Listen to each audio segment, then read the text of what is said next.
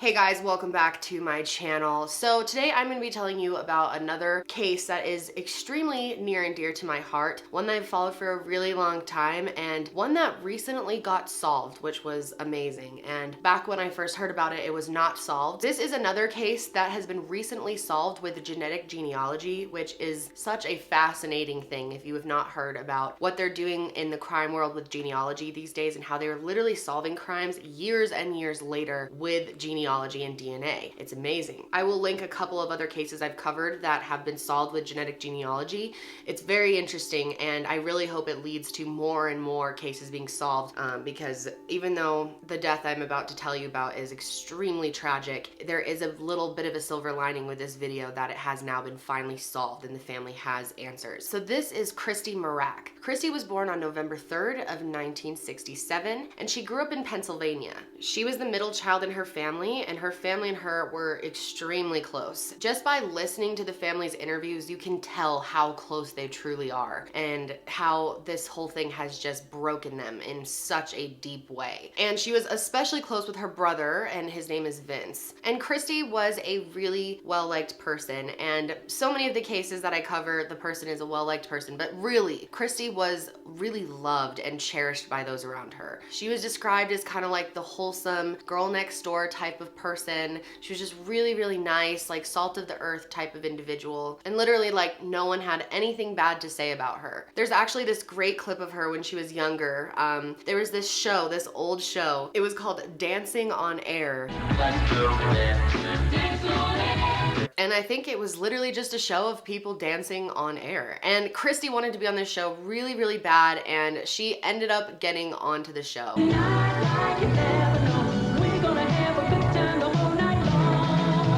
I do. Christy Mirack. She was just that type of person who enjoyed fun situations and was really outgoing. One thing that Christy always wanted was to be a teacher. And I really relate to Christy in so many ways because before I decided to become a full-time YouTuber and really like go for the moon with this job, I was in elementary education. I went through 3 years of school in the elementary education major, and I met tons of other elementary ed majors, and I'm telling you, they're some of the nicest people out there. Like elementary teachers or just teachers in general are some of the nicest humans you'll ever meet. So Christy's story is especially sad in that sense because she was this amazing teacher, and you know, not just any teacher. She really, her kids truly liked her. People said they would go into her classroom and she had this way of like captivating her students. What would you look at?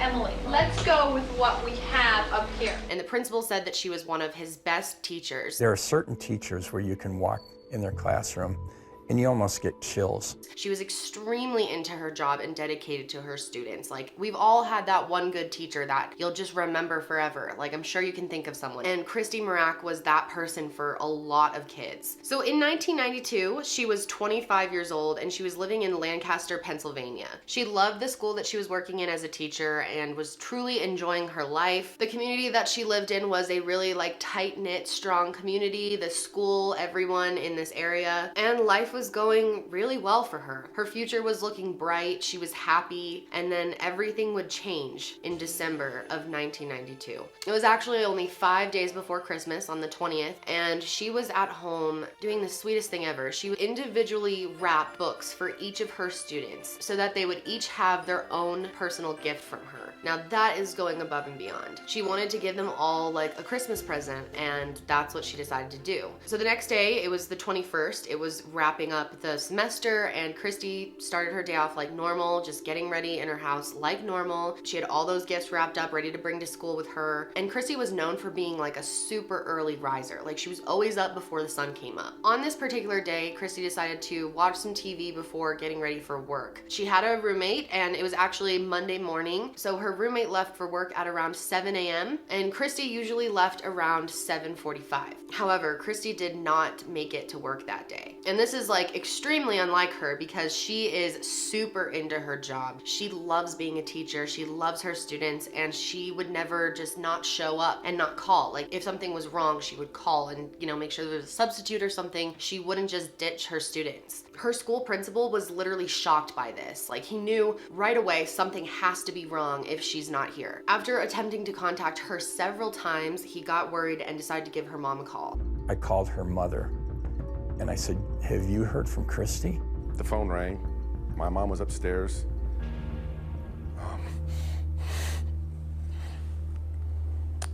She came downstairs and she said, Christy didn't show up for work. And so her principal was so worried, he jumped right in his car and went to Christy's apartment. She was worried, I was worried. And I said, I'll tell you what, I'll drive down and I'll probably end up changing her tire on the car. So I started driving. Her mother had given me her address. The farther I went, I did not see her. And then I started to panic. I pulled up, her car was parked there, and I knew something was wrong. So he went up to her individual unit and the door was cracked open, which is obviously pretty weird and scary. So he started yelling in there, yelling her name. So I'm yelling, Christy, Christy, Christy. And didn't hear back, didn't hear anyone. So he decided to go further in and he eventually saw Christy Mirack's body lying lifeless on the floor. And meanwhile, Christy's family is very concerned, knows something's probably wrong, and are waiting to hear back from the principal. Kept calling and calling and calling, and finally when somebody answered her phone at her apartment, they acknowledged themselves as being someone from law enforcement, and there's been an accident, and she passed. What was your reaction when you heard that? Devastated. And it's terrible, but Christy's body was in horrible condition, so much so that the family were told that they probably shouldn't view her. She was sexually assaulted. She was strangled. They think that was the, cause of death. Her head was beaten. Her jaw was punched in, and she was still wearing her coat and her gloves. So it was obvious that she was headed out to work when this happened. And this is really strange, but investigators actually found a footprint on top of her doorway. So they think that at one point she may have been lifted up really high. There were also scuff marks found in the living room foyer area, and in the room there was actually a cutting board found. No knife, but just a cutting board, and investigators thought that was weird at first, but then they realized maybe Christy used it to defend herself, and then the killer ended up using it back against her. And the books that she had wrapped up all for her students were scattered all across the floor of her apartment. Now, seriously, no one had any idea who could have done this. Sometimes or oftentimes when women are found dead in their apartment, there's normally someone that you can suspect may have done it. But in this case, Christy didn't have an abusive boyfriend or a toxic relationship. No one really knows who would want to hurt her. So she was buried at the All Saints Cemetery in Ellisburg, Pennsylvania. And then what's really strange is the next day after this, someone showed up at the school with flowers for Christy. When he was asked what he was doing, he said that he was just there because he was a friend of Christy's and he was just stopping by to say hello, which people thought was completely bizarre because she died. It was big news in this area that she had died. And wouldn't a close friend of her know what happened to her? Very strange. So people started to think that this guy could have been the one who did it, because sometimes criminals will return to a crime scene or show up at a memorial. There's all types of weird cases of stuff like that happening. So the school staff did end up calling the police because they thought it was so strange. Then the next day, the same guy calls back to the school and asked if there were counseling services available for, people who lost Christy. The principal ended up getting really worried and just told him no, and you are not welcome at the school. So this man ended up being Christy's secret boyfriend, who was actually 20 years older than her and married. And people started to think that maybe it really could have been him, because why would she open the door to a stranger? She obviously knew whoever she would let into her house. But the thing is there was a bunch of DNA left at this crime scene, a lot. And when they ran the DNA through the National Law Enforcement Database, nothing came back, no match. It wasn't long before Christy's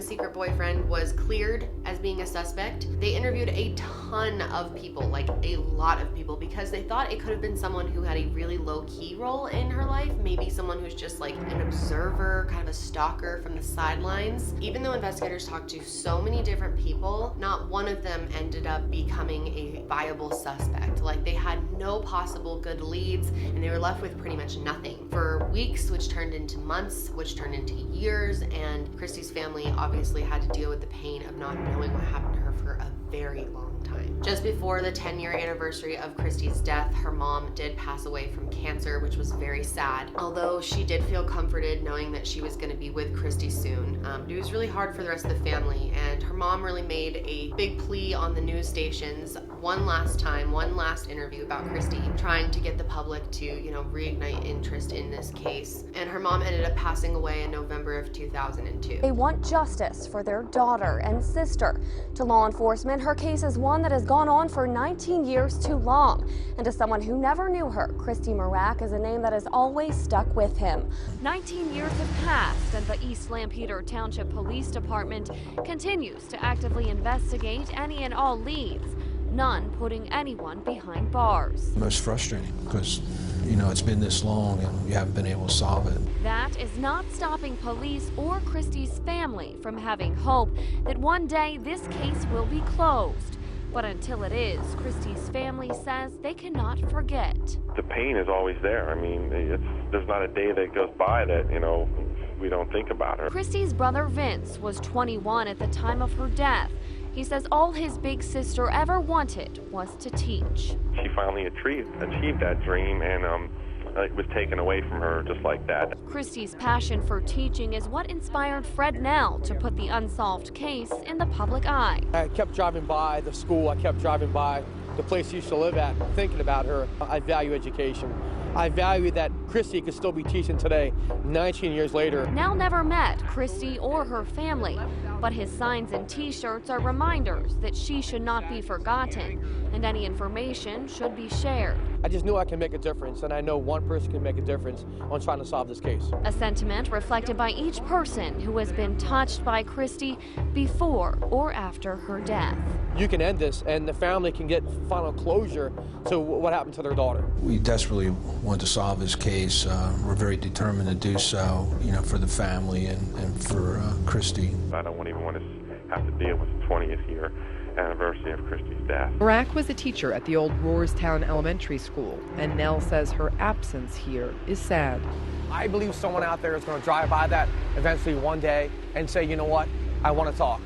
This has been an emotional case for us as well. It reminds us, that we haven't solved this case yet, and it's very important. 19 years later, they're hoping one of them will flesh out and they'll help find the killer. I remember when this happened. All right, thank you, Mary. Thank you, Mary. So 2 whole decades passed when a district attorney named Craig Stedman decided that he was going to get involved in the case and take over so that it could have a fresh set of eyes. Him and his team decided to start completely over from the ground up, start at square one and see if there was anything that was missed. And obviously a lot of time has passed since Christy was murdered in 1992. It's been over 20 years and genealogy has come a really, really long way. So the DA and his team decided to get in touch with a company called Parabon Nanolabs. And I've talked about this company before as they were involved in the April Tinsley case. They are really paving the way with this DNA stuff. It's amazing. And they do something called DNA phenotyping. And they basically use a special technology to create a digital picture of what someone's supposed to look like from a DNA sample. And they did this with the DNA at the crime scene and created a picture of what they think the suspect could have looked like, and then it was sent out to the public. So this is the image that they've come up with, and then down here you'll see the different characteristics, and first the ancestry, and then the skin, eye, hair, and the freckles. I'll go through these for those in case you can't see it. So they give you the different percentages and the different shades. The orange bar is where they're saying is the most likely appearance, and then they give you the percentage of confidence that they have that as well. You started out with 25 and then went 45 and 55. Yes, sir. The DNA doesn't give you any indication of this person's age at the time of the crime, does it? That's right. They're very clear that the DNA doesn't give you the age or the body mass index. They are doing approximations, and those are the ages that they typically pick. But you're absolutely right. DNA doesn't tell you how old somebody is. Now, there is someone that you should know about named Cece Moore, and she is hugely involved in a lot of different cases and is literally solving cases using genetic genealogy, and she's one of the best in the biz. So for decades, the case of the Golden State Killer had investigators baffled and citizens on edge. Then, just in April, former police officer Joseph DeAngelo was arrested and is now awaiting trial on murder charges. The break in that case came through DNA and genetic genealogy. And our next guest, Cece Moore, is a DNA detective of sorts. You've got to hear her story. She's become one of the leaders in this field. She is known to do a lot of her legwork from her couch, and it is groundbreaking work that could have huge implications for fighting crime. This should tell us which ones we can be more confident. There's no separation between those two populations. Never once occurred to me that I would end up being involved in law enforcement in any way, and certainly not in helping to solve crimes. Moore partners with a company called Parabon Nanolabs, which analyzes DNA samples left at crime scenes and then uploads their results to GEDmatch, a public genealogy website where people have already provided their own results from DNA tests. She decided to step in and try to solve this case, and the test came back with several hits of family members of the killer. Cece was then able to narrow down the family tree to a specific family in Lancaster of European and Latin American descent. Even though she found the family that he was in, though, she still had to find the exact person. So this is crazy, but she ended up looking at archived newspaper articles and documents and stuff, and she found an engagement announcement for the son of the targeted family. And just like that, she was able to narrow it down and figure out exactly who this person was. So she literally solved this case. She figured out who killed Christy Mirack, and it only took her a few days after over 20 years of investigators trying to figure it out. So the next step in this is, if you don't have the actual suspect's DNA, you only have their family and you're tracing it back through the tree, you have to actually get their DNA to confirm that they match the DNA. So they had an idea of who they thought this was, and they basically waited for the suspect outside of this school, and he came outside and he tossed a water bottle and some gum into a trash can, and they took it out, and that's how they figured it out. Now, they've done this many times. They literally go through criminals' trash. It's how they caught the Golden State Killer. And on June 25th of 2018, it was announced at a press conference that they finally had a match to the DNA that they were holding on for the past 25 years in the Christy Mirack case. Thank you, Brett. Good afternoon. Thanks for coming. Again, apologize for holding you up a little bit. This is a fluid situation, and we just wanted to have things organized before we came in and spoke to you. So, as you said, I'm Craig Stedman. I'm the District Attorney in Lancaster County. There could be a lot more people standing up here. So many people have worked on this case, but today we are announcing the arrest of Raymond Charles Rowe for the murder of Christy Mirack from December 21st, 1992. He is being charged with one count of criminal homicide by Detective Christopher Erb from my office, Lancaster County Detective from the DA's office. He was arrested today at his home and will be taken to Lancaster County Prison. He will not be eligible for bail in this offense. I will go through some of the facts of the case. I'm going to ask Steve Armentrout, who's the CEO of Parabon Labs, to talk a little bit about his critical role in this case and getting us here to this point, as well as Cece Moore. She'll be coming in through Skype. Genetic genealogy is a relatively new technique. It was thrust into the public spotlight after the Golden State Killer suspect arrest. We used a database called GEDmatch. GEDmatch is a publicly available database. I have a personal message for Christy's family. You have inspired me with your dedication throughout my work on this case. I only wish that Christy's mother could be here with us today. This is Christy Mirack's killer. His name is Raymond Rowe. He's 49 years old, and he's actually a popular wedding DJ. Apparently, he's so good that people book him like months in advance, and he's like the best DJ in this whole area, and no one had any idea that he could do something like this. Like, people were shocked. And it's crazy when you look at the pictures that Parabon produced, like the, computer-generated pictures, compared to his actual photos, you can tell that it works extremely well. I mean, it's very similar, especially like the nose, the bone structure, and if you think about it, that DNA was from 20 years ago, so it would have been him at a much younger age. And in addition to being a DJ, he was also a successful businessman and a father. He was someone who would often attend church, and for 25 years he was living a pretty good life as a free man after he killed Christy. And what's also really strange is he was actually known as someone who was very against violence, which is kind of awkward. In fact, in 1992, he literally made an event called Stop the Violence. And the event was to get kids to move away from violence. And it turns out that this was actually a few months before he committed the murder. Raymond Rowe is being held in prison without bail. He is set to appear in court next week to face the charges against him. And, you know, the police didn't have any records on him or anything. They didn't see any red flags about him. But one of his ex-girlfriends did say she was surprised, but she wasn't shocked completely because he was pretty aggressive with her and controlling of her, and they had a bad relationship. But the big mystery here is, did Christy actually know this guy? Because her family thinks she would never have opened the door for someone she didn't know. Either she was opening the door and he just barged in, but why target her? Or did she know him? Were they maybe dating secretly if she had this other secret boyfriend? I mean, he was a DJ and she was young, she would go out with her friends, so maybe it was possible they ran into each other one night, but it doesn't explain why he would just violently kill her like that. It seemed like a rage crime, like a crime of passion, so it makes me wonder if there was a secret relationship there, but I'm not sure. One thing that was really strange is they did find a ticket to a certain club that Raymond did DJ at during the time that she was killed, so it is possible they crossed paths. So Raymond Rowe ended up pleading guilty on Tuesday, January 8th of 2019.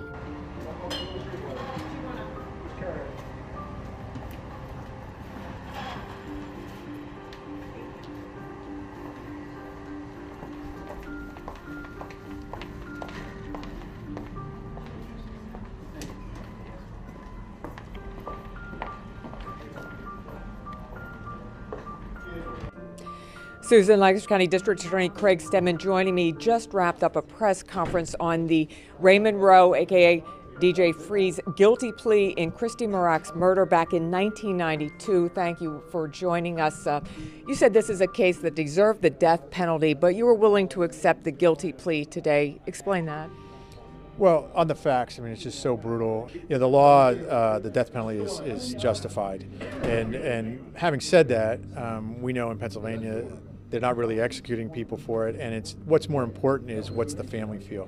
And we sat down with the family, and the family was very much in favor with this disposition to spare them a trial, and he'll never get out. I mean, life in prison. Without the possibility of parole, plus 60 years. You do believe he may have been stalking her from a distance? There were incidents leading up to this of someone was a peeping Tom at the residence. We also have we could show that he worked on the same road that was just down the road from her apartment, and it would have been along his route from the city. He would have driven by that hundreds of times, right by her apartment, which is on the corner. So we have some links in addition to that they were frequenting the same social clubs. He actually would DJ, but we don't have anything that says they met on a certain day. And apparently when they were in court, he actually said something to her family and said, "I can't imagine what you're going through. I apologize." He also said, "I'm sorry, sir," to Christy's father. So even though this is an incredibly sad case, like I said, it is amazing that these cases are being solved. And it's really great to hear of cases that end up getting solved with this genetic testing because two reasons. One, we could still solve all of these past cases that are unsolved. There are so many, it's insane, and there's plenty of DNA that we can,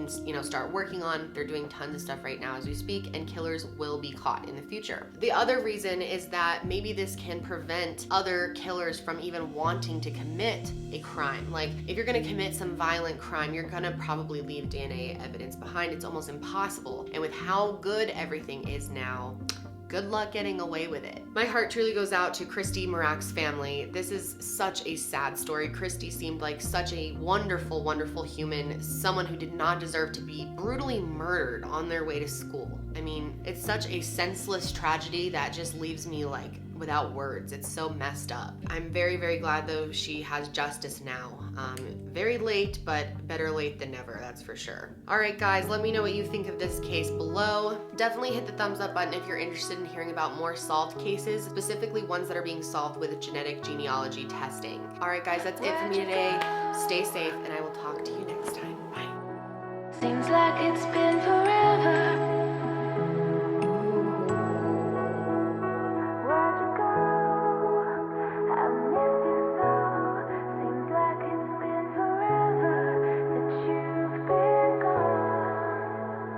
Where'd you go?